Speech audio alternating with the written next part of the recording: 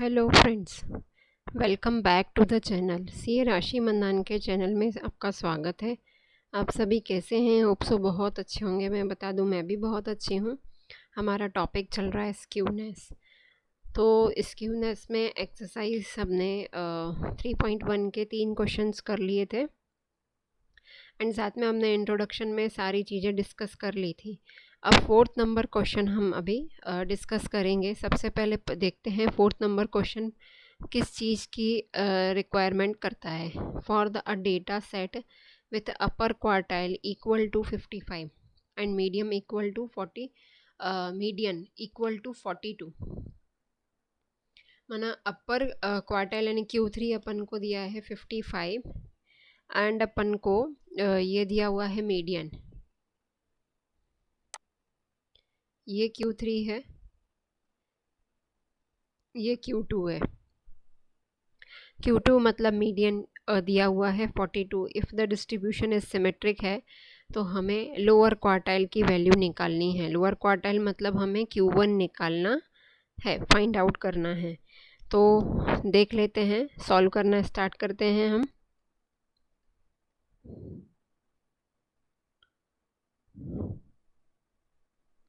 Upper quartile, upper quartile is equal to Q3 is equal to 55, ठीक है। उसके बाद मीडियन, मीडियन मतलब Q2 इज इक्वल टू हमको दिया है 42। Since the distribution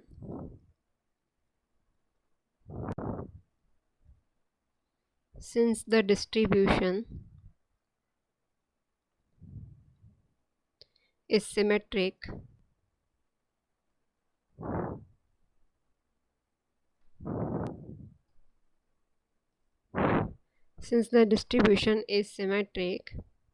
so SKP is equal to 0।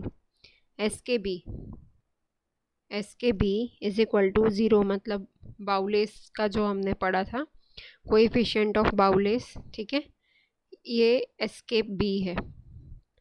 तो SKB का हमने फॉर्मूला पढ़ा हुआ है। SKB is equal to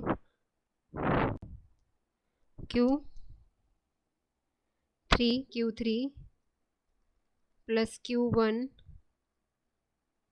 minus 2Q2 upon Q3 minus Q1।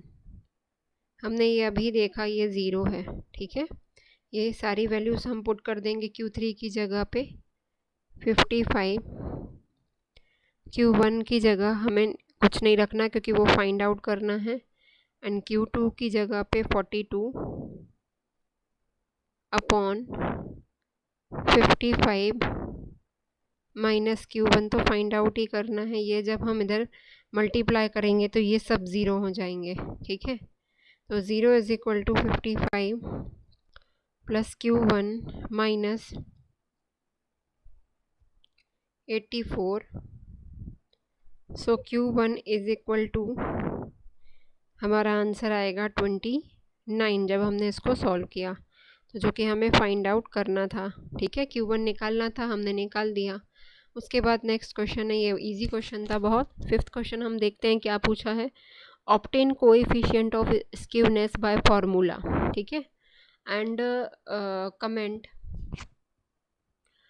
Comment on nature of the distribution, ठीक है। तो comment on the nature of distribution, अब अपन को ये क्या करना है, कमेंट करना है उस पर कि इसका नेचर क्या है। हाइट दी हुई है इंचेस में, लेस देन 60, 60 से 64, और नंबर ऑफ़ फीमेल्स दिए हुए हैं, उनकी हाइट्स दी हुई है कि भाई इतने से इतने तक रहेंगे तो इतने इतने नंबर ऑफ़ फीमेल्स दिए हुए हैं। तो हम क्या करते हैं, पहले लेस देन क्यूमुलेटिव फ्रीक्वेंसी को की एक टेबल कंस्ट्रक्ट कर लेते हैं इसको सॉल्व करने के लिए, तो उससे इजी पड़ जाता है। Q1 Q2 Q3 निकलेगा तो हमारा क्या हो जाएगा, उसी से हमारा जो है ये coefficient of skewness easily find out हम कर सकते हैं, ठीक है, क्योंकि हमें उनकी ज़रूरत पड़ती है। तो सबसे पहले कंस्ट्रक्ट करेंगे हम अपनी, सॉल्व करना स्टार्ट करते हैं। और टेबल हम कंस्ट्रक्ट करेंगे। वी कंस्ट्रक्ट, जैसा हम पार्टीशन वैल्यू में करते थे, we construct the less than cumulative frequency table as given below।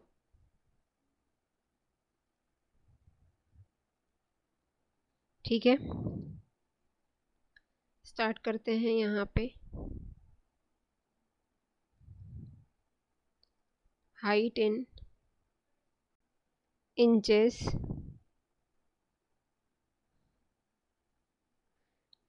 height in inches,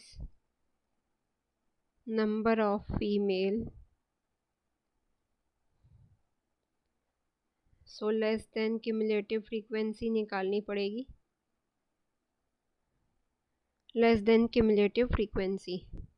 जो कुछ भी दिया हुआ है हम सारा कुछ नोट कर लेते हैं। यहाँ पे हम क्या करेंगे, अंडरलाइन करेंगे, क्योंकि ये हेडिंग से अलग से दिखनी चाहिए।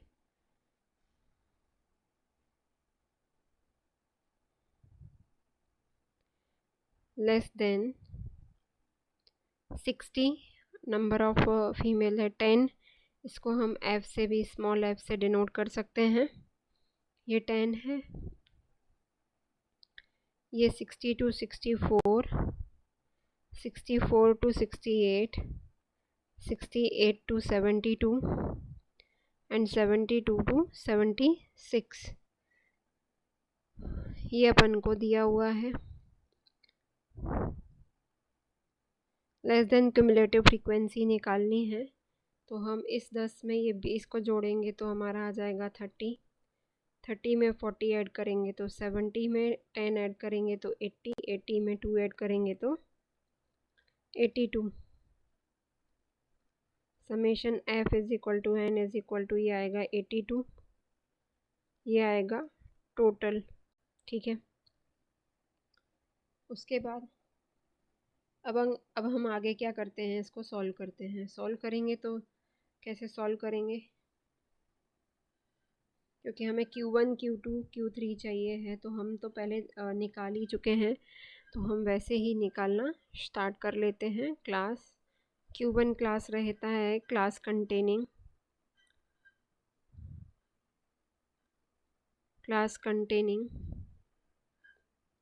n/4th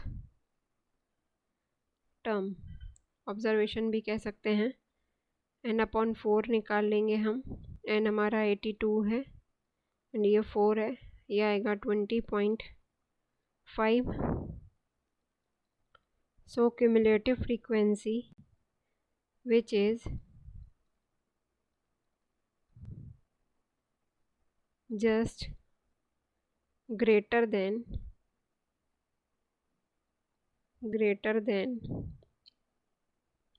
or equal to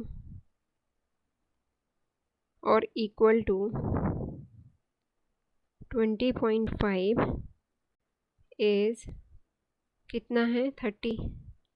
ठीक है, 30, क्योंकि हमारा जो आया है, ये जो आया 20.5, तो ये किससे बिलोंग करता है, 20.5 जो है वो 20.5, ठीक है, जिसका क्लास इंटरवल क्या रहेगा, 20.5, 60 to 64 से बिलोंग करता है।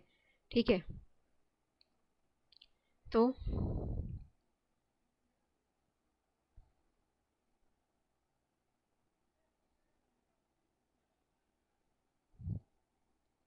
ये Q1 जो है वो हमारा यहाँ पे आएगा, उसका क्लास है 60 to 64, उसके जस्ट प्रीसीडिंग क्यूमुलेटिव फ्रीक्वेंसी है 10, लोअर लिमिट एल हो जाएगी। ये सब चीज़ों का यूज़ होने वाला है अब हमारा, तो हम देख लेंगे।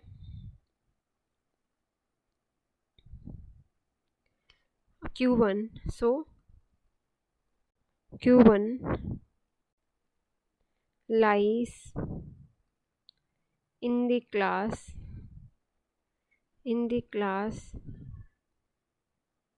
60 to 64, so L is equal to 60, H is equal to 4, F is equal to H is equal to 4 कैसे, 64 में से 60 क्या, F is equal to 20 and cumulative frequency हमको दिया हुआ है 10. सो Q1 इज इक्वल टू, इसका फॉर्मूला पुट करेंगे हम, H upon F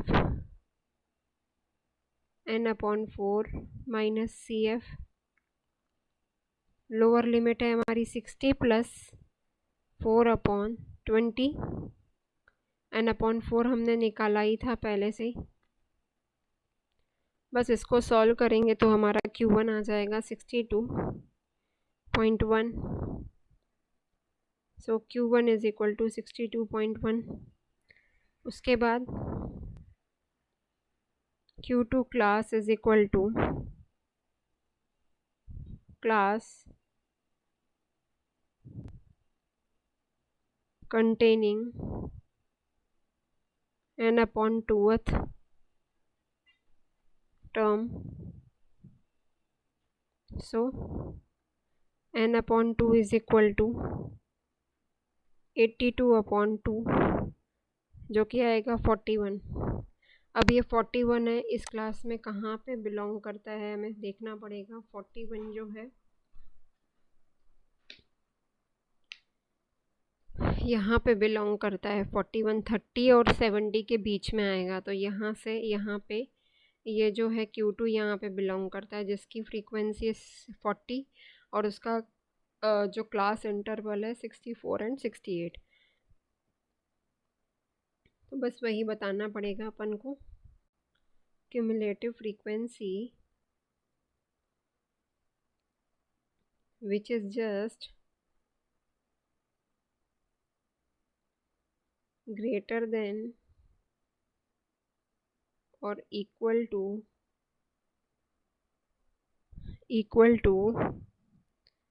41 is 70. So Q2 lies in the class 64 to 68 and lower limit अपन की है 64. स्मॉल h है 4, स्मॉल f है हमारा 40 हमने अभी जस्ट देखा उसका. स्मॉल f है हमारा 40 एंड अपन का cumulative frequency just preceding class की 30.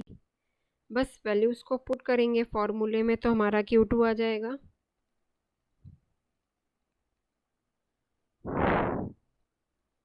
L plus H upon F N/2 minus CF. L अपन को दिया है 64 plus 4 upon 40.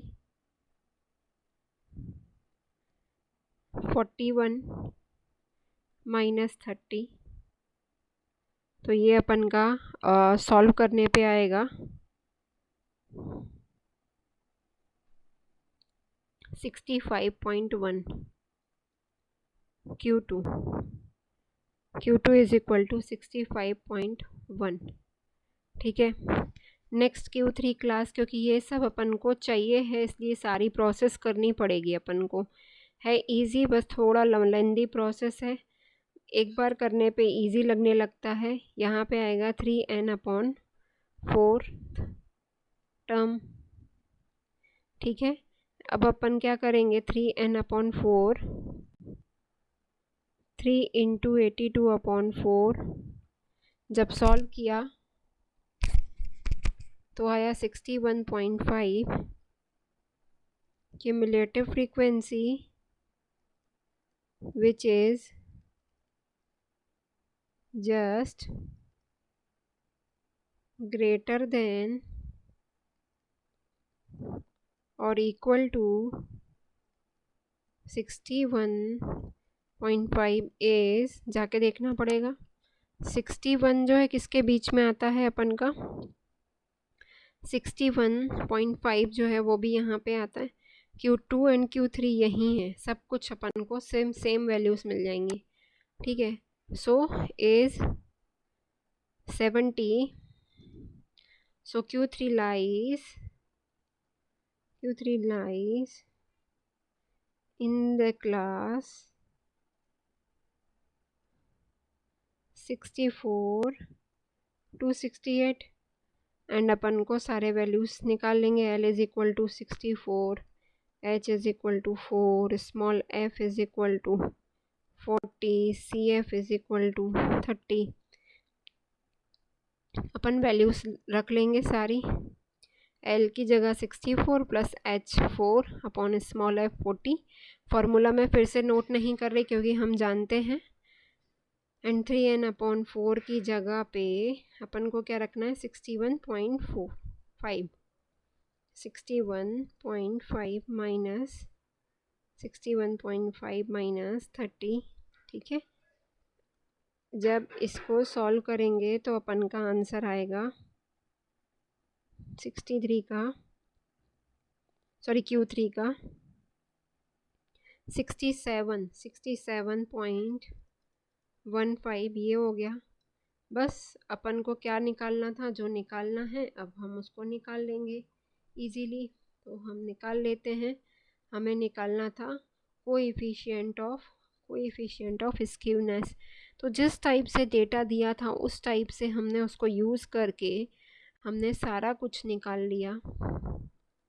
Q3 minus Q1 is equal to 67.15 plus 62.1 minus 2 into 65.1 upon 67.15 minus 62.1। जब इसको सॉल्व करेंगे 129.25 माइनस 130.2 अपॉन 5.05 ये आया माइनस 0.95 अपॉन 5.05। तो ये आंसर आया SKB is equal to minus 0.1881, ठीक है। सो जो ये है इसका नेचर भी पूछा है तो ये माइनस में है, यानी ये क्या है, negatively skewed. Since SKB less than 0, the distribution